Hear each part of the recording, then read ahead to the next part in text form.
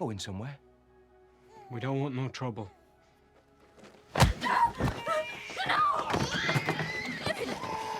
What did we both are?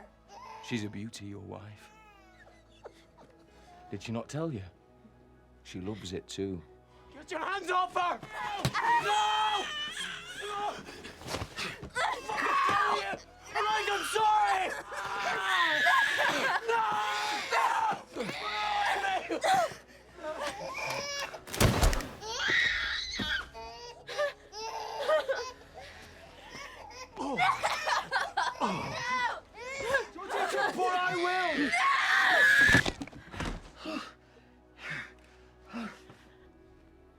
Finish it!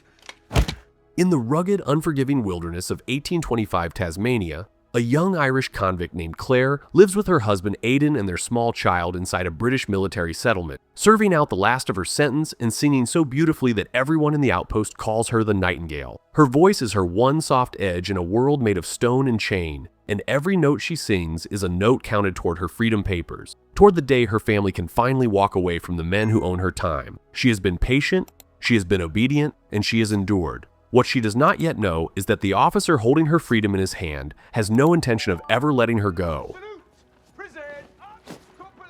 A large British battalion rides into the settlement, and Clare is summoned to sing for the soldiers, hoping this performance will be the one that finally earns her the papers she has been promised. Her voice fills the room, and every man in it falls silent. The commanding officer is moved, but sitting among them is Lieutenant Hawkins, and he watches Clare with something colder than admiration. They went arm in arm along the road the Nightingale sing.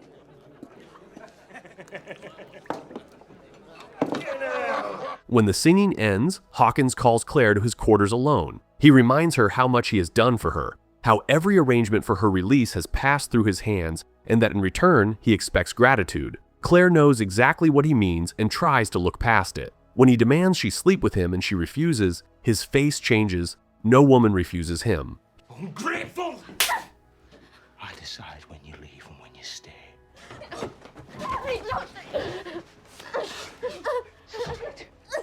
He forces himself on her and takes whatever he pleases, and by the time he is done, Clare is broken in a way no song can cover. Soldiers have been firing off their guns for no reason. They do that, sir. And firing at the night sky, Lieutenant. She walks home hollowed out and tries to bury the truth inside her. Aidan does not need to be told. He asks about her freedom papers, and when she admits she still does not have them, his fury builds until it fills every corner of the room. The next morning, while Clare is chopping wood outside, she watches him march into Hawkins's quarters. He comes back out with nothing but rage, telling her the meeting was useless. By evening, that rage is something Aidan can no longer hold. In front of every soldier and settler gathered in the kitchen, he throws himself at Hawkins and beats him with the strength of a man who has nothing left to lose. The commanding officer sees the whole thing. He drags Hawkins to his office and demands to know what he did to that family. Hawkins says nothing, but silence is confession enough. The commander tells him he will never wear anything but a lieutenant's stripes now that he is a stain on the uniform and walks out. Hawkins is left alone with his humiliation, and he decides the fault belongs to Aidan's family. He gathers Roos and the men who follow him, and they march out into the night toward the family's home. What Clare does not know is that this is the last hour her family will ever spend together.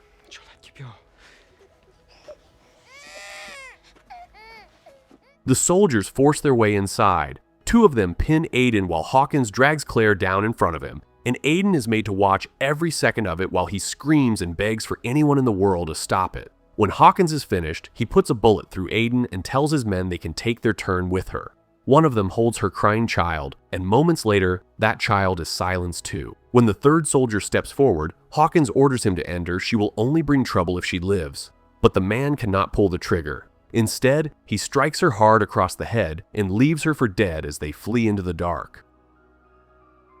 Morning finds Clare lying on the floor beside the bodies of her husband and her baby. Her whole world, everything she had worked and sung and bled for, is gone before she has finished waking up.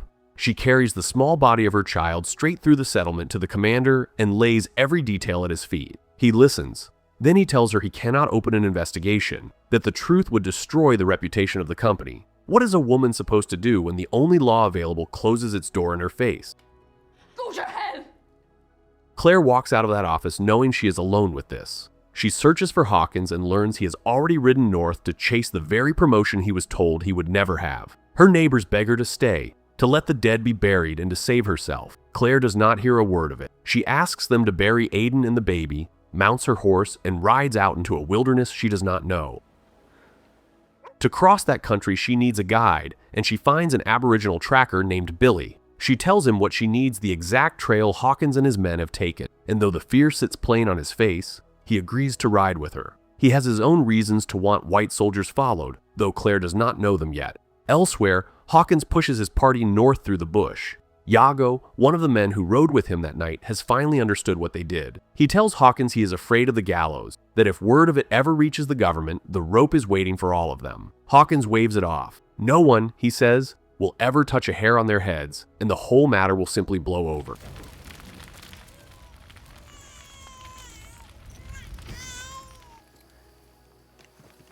Maybe we can eat that bloody horse. That night in the wilderness, Claire closes her eyes and cannot escape the sound of her baby's cry or the shape of Hawkins standing over her. She sits up, gasping. The visions come every time she tries to rest. When morning breaks, the rain falls in sheets, and she tells Billy they will not stop for weather. They walk on.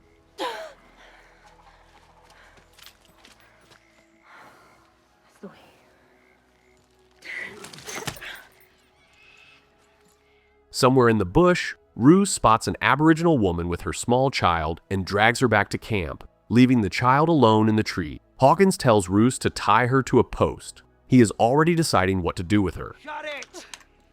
Claire and Billy come to the edge of a rushing river. Billy tells her crossing here will make up ground fast, but that the current today is a killer. Claire rides straight in without waiting. Halfway across, the water takes her horse and takes her with it. Billy fights the current until he has the horse safe on the bank, then throws himself back in and drags Claire to shore with the last strength in his arms. Every supply they carried is gone. He turns on her, telling her she should never have done that, and there is no argument to make.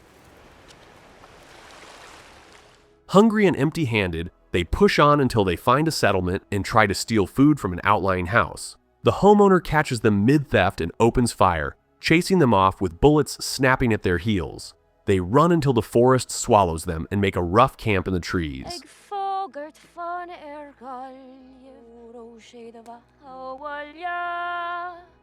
While they rest, a stranger stumbles into their fire, looks at Claire, and starts calling for his friends in the distance. Before those friends can answer, Billy kills him. They run again until the dark is behind them. Back at Hawkins' camp, the lieutenant does to the captive woman what he did to Claire, and then he tells his men to have their turn. Later, a starving young boy who has lost his parents wanders into the firelight and begs Hawkins for any chore that will keep him fed. Hawkins keeps him. The next morning, Billy wakes Claire and they press on. But the woman's tribe has been tracking the soldiers all night, and they descend on the camp in a fury that leaves no time to defend it. The warriors cut the men down one by one. Iago is hit and staggers away bleeding. Hawkins, cold to the last, turns his gun on the captive woman and puts a bullet in her before she can be freed. Iago runs until he cannot run anymore, and when he sees a woman in the distance, he stumbles toward her, begging for help. Then he sees her face. It is Claire, the mother whose child he helped kill. He drops to his knees and starts to beg. I don't want no trouble. You know what it's like to have a white fella take everything you have. They stole something from me, and I need to get it back. Claire dismounts. She hands the reins to Billy. She walks toward Iago with her rifle and shoots him where he kneels. He falls, bleeding, still pleading. She fires again, the gun jams. She pulls out her knife and drives it into him and drives it in again and does not stop.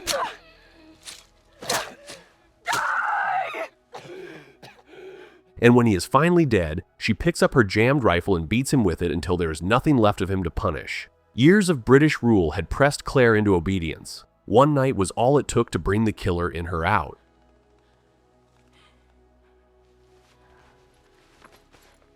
Billy stands watching her from across the clearing, and something in him has broken open. He tells her he thought she was following these men. He did not know she was going to kill them. He will not help her do this. He is going back. Claire begs him. As they argue and push forward through the trees, they stumble into the aftermath of the ambushed bodies of his own people, lying where the fight ended. Grief hardens into something he can use. He stays. Sure you want to follow him? I came here to do something and I'm gonna do it. You coming? But Claire's body is failing her. Chest pains grip her until she goes down unconscious in the dirt. Billy carries her to shelter and works a healing ritual over her the way his people have taught him, and slowly she comes back. Something between them shifts. She trusts him now, truly. He goes out with the weapons he has made with his own hands, and for the first time in days, they eat. Meanwhile, Hawkins and Ruse have hired their own Aboriginal guide, an older man named Charlie. Charlie leads them a long way through the bush and stops. The trail ends. There is nowhere further to go. Hawkins explodes and demands to know what game Charlie is playing. Charlie looks him in the eye and tells him what he already knows, that Hawkins killed his brother, that killing the innocent is the only thing men like him ever do, and that this jungle will teach him what it feels like to be helpless. Before Hawkins can answer, Ruse raises his gun and shoots Charlie dead. Hawkins turns on Ruse and beats him bloody in the dust, screaming that Charlie was the only man who could have led them out. Every word Charlie spoke will come true now. They will wander and starve and die out here. Hawkins takes the gun from Ruse and gives it to the boy who has been trailing them, and tells the boy that he is a sergeant now, that his rank sits above Ruse's, and that if Ruse ever disobeys, the boy has permission to put a bullet in him. With friends like this, who needs enemies? I'll make you the sergeant now, Eddie. Yes, sir. And if this boy looks out of place, you can shoot him. Billy and Claire reach the same dead end and find Charlie's body. Billy kneels beside him and tells Claire that this man was his uncle. He performs the last rites his people know, and by the time he stands again, the grief has become something clean and terrible. He tells Claire these men do not deserve to live. From here on, he hunts with her. I'll help you get them men. Find them easy. They catch up to the soldiers not long after. Hawkins spots Claire first and fires. The bullet grazes her hand. She runs. Billy catches her and tells her the only way through this is for him to draw them off. If the soldiers take him, they will keep him alive to guide them, and she can follow behind unseen. He rides into the open. Hawkins takes him. Billy pretends to lead. Every so often, he whistles a bird call he has taught Claire in secret, and by that sound, she moves through the trees behind the party. I'll shoot you myself, boy.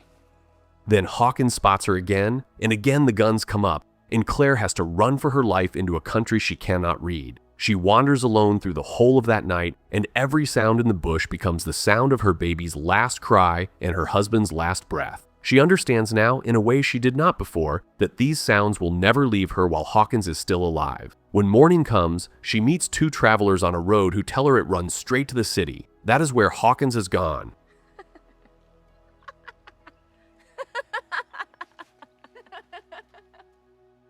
A woman passing in a buggy takes pity on the state of her and tells her men to load Claire in and carry her further along. Some way down the track, she sees a figure walking alone and knows the shape of him at once. It is Billy. She jumps down and runs to him. He led the soldiers exactly where they wanted to go, and they let him live because they had no more use for him. She was right, he made it out. They walk together, starving, until they find an isolated house and step inside. Two people lie dead on the floor. Hawkins has passed through here too. They take what food is left and move on.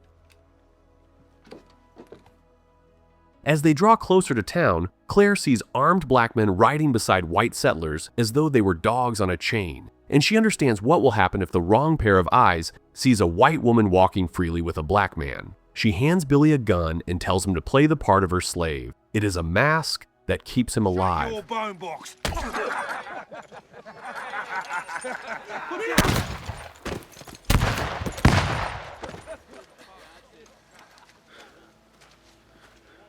They hitch rides along the road, and along the way an old couple offers them work and a meal. When they sit down to eat, the old man tells Billy that he can sit at the table too. Billy begins to cry. In all his life, no white man has ever offered him a seat at his table. Some kindnesses come so late they hurt more than cruelty.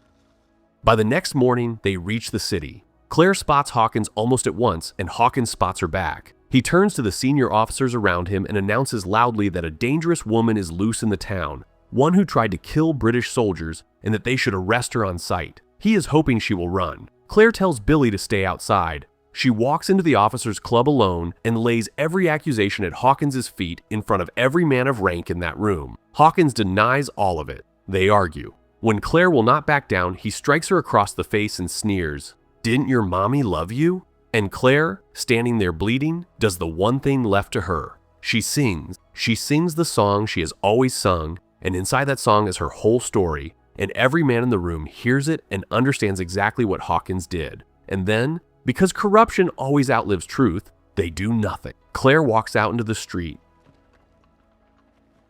Billy meets her and pulls her toward the safety of the bush. She is no longer safe inside any building in that town. They make camp outside the city, and when Clare wakes in the middle of the night, Billy is gone. She knows immediately where. She runs back into the city with her heart in her throat.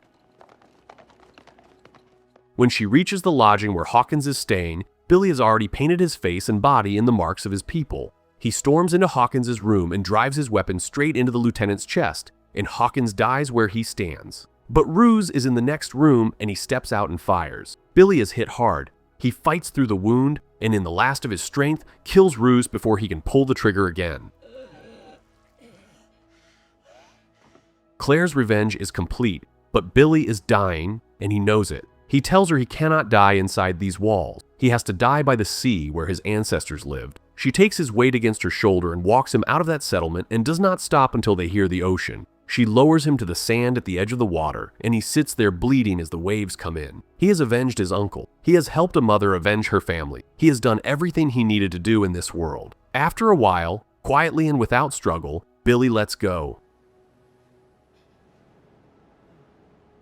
Clare is left sitting beside him with the sea in front of her. The men who destroyed her family are dead. The purpose that carried her across the wilderness has been fulfilled. She has no husband to go home to. She has no child to raise. She has only the sound of the water and the weight of a friend beside her. Some justice does not close the wound, it only leaves the survivor standing on the shore, deciding what to do with what is left.